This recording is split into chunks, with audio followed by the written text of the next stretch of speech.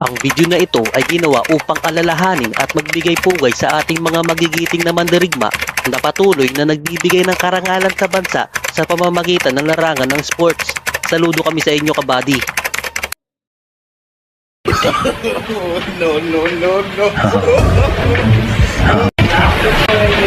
Well, we can always go to the videotape if that's, yeah.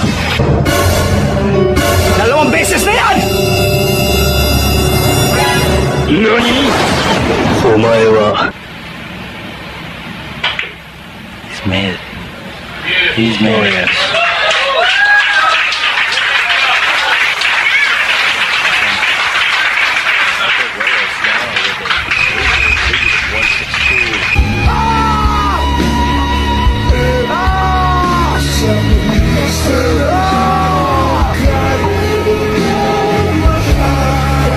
Another one. I didn't want it to be that way.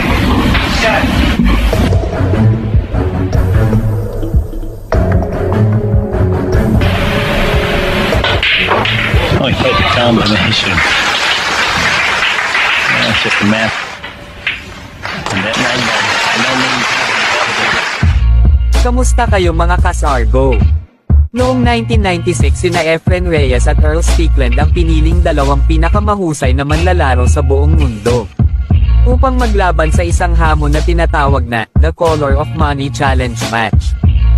Ito ay isang 3-day, Race to 120 challenge match na 9-ball na ginanap sa Hong Kong.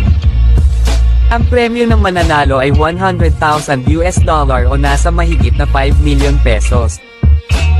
Magsimula tayo dito sa pangatlong araw kung saan ang puntos ay 114 si Efren at si Earl ay 112 pa lang. Dumipenso lang dito si Efren ngunit ginamitan ito ni Earl ng masay shot sa dos.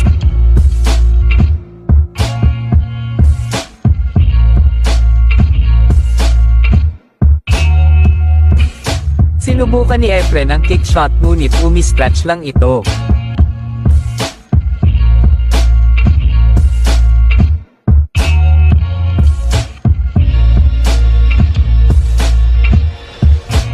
Ball in hand na ang American player at madali niya lang naubos ito.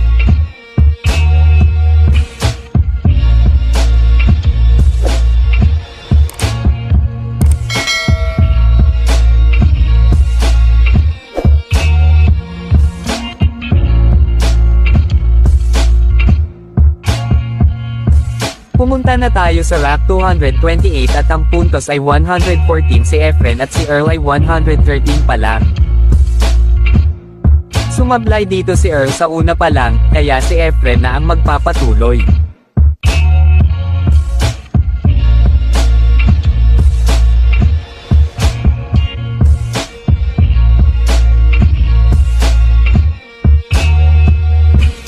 Naging controversial din talaga ang match na ito dahil sa mga susunod na mangyayari, kaya tutok lang mga kasargo.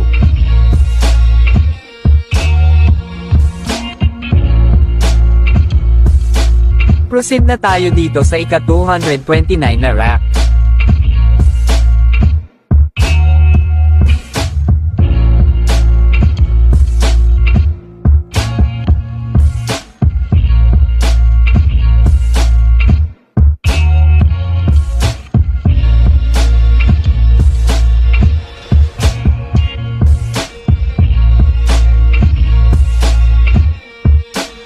Dumipenso lang ang isa't isa ngunit sumablay si Earl kaya nabigyan ng pagkakataon ng ating magician.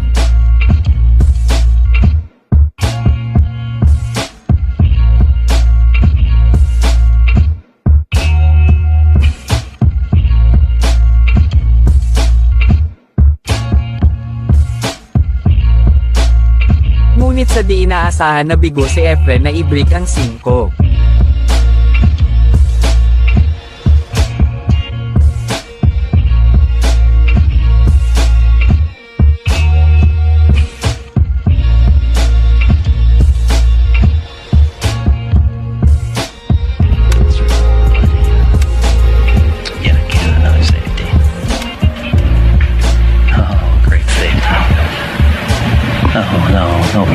No foul. No foul.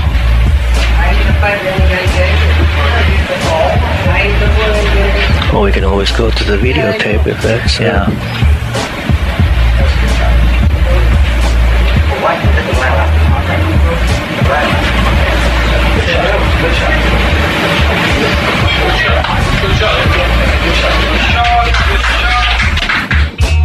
Nagkaroon ng hindi pagkakaunawaan dahil sa tira na ito ni Efren.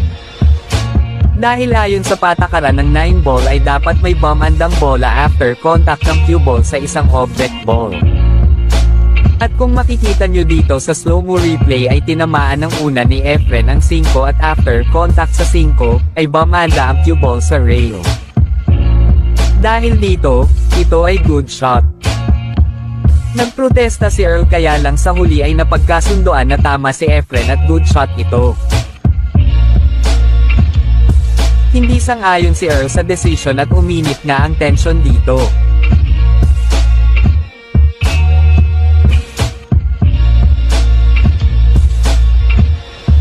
Nagpatuloy na ang dalawang player sa paglalaro.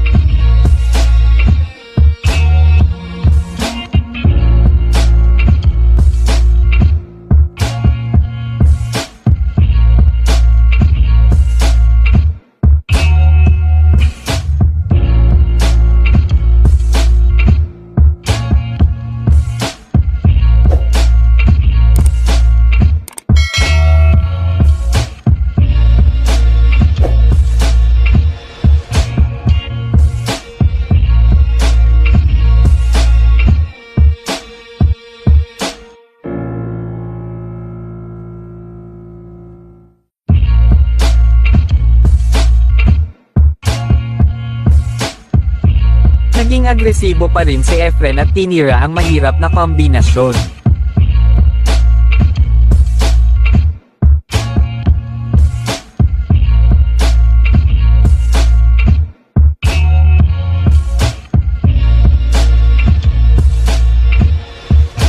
Hindi rin talaga mawawala ang pressure na nararamdaman ng bawat players dahil sa laki ng premyo dito.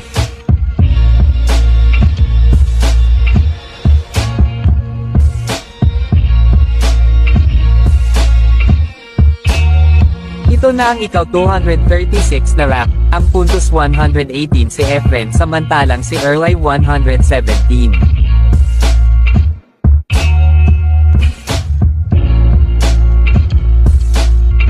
Maganda na sana pagkakitira ni Earl ngunit umi-stretch ito.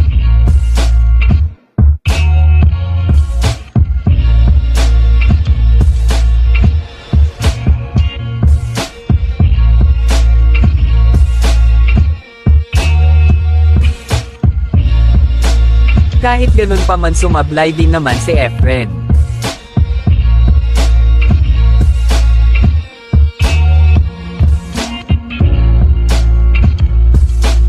Ngunit kinakabahan na ata ang kalaban nito dahil 2 beses na itong sumablay.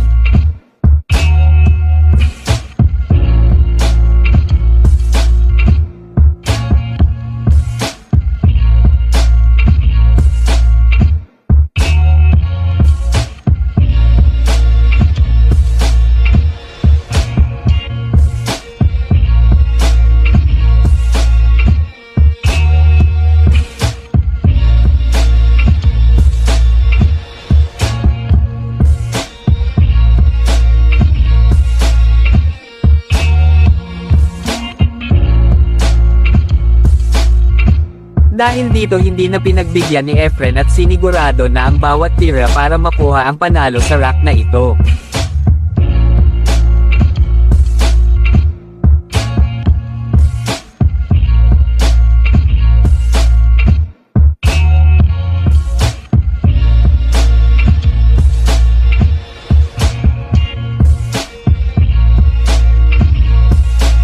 Ito na ang ika-237 rack mga kasargo.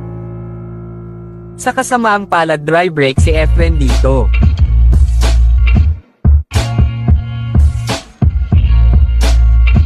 Panoodin natin ang mga susunod na mangyayari.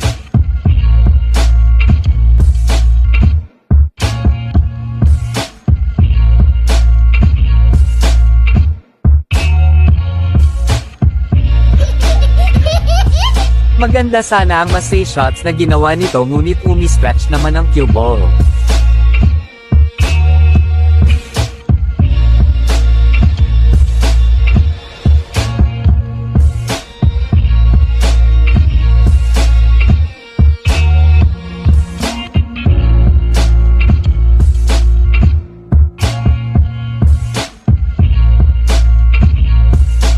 Ito na ang pagkakataon ni Efren upang maipanalo ang napakahabang match na ito.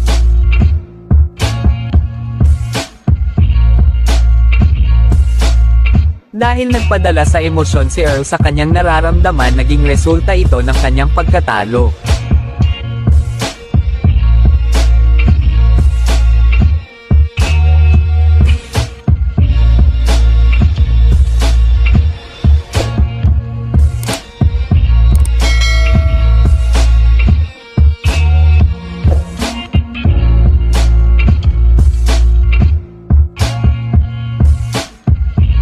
Hanggang dito na lang mga Kas-Argo, at kung hindi ka pa naka-follow baka naman.